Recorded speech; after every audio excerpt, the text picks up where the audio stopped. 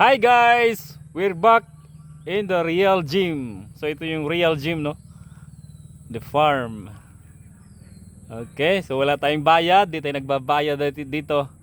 Kundi nakapaggawa tayo ng sarili nating pagkain. So hindi tayo bibigay ng ibabayad natin para tayo papawisan, no?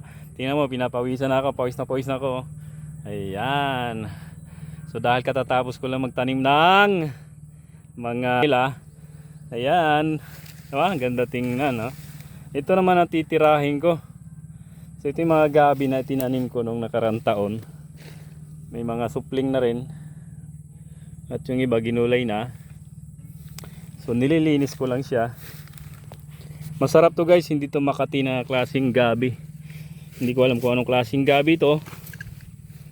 Pero nagustuhan ko kasi on the spot, kahit kukunin namin to tapos lulutuin, masarap siya. Hindi na namin kailangan patuyuin. Ayan. Hindi ko alam kung anong tawag sa gabi na to. Ito yung kanyang itsura. Ayan. Babalatan mo lang yan tapos lagyan mo ng gata. Ayan, may ulam ka na. Ayan. Kaya nagtanim ako nito last year.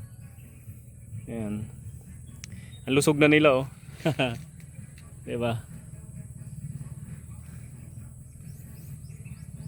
So ito yung tunay na gym, no? Para sa akin, dahil ako ay naging malusog at the same time may pagkain pa akong nagagawa. Ayan.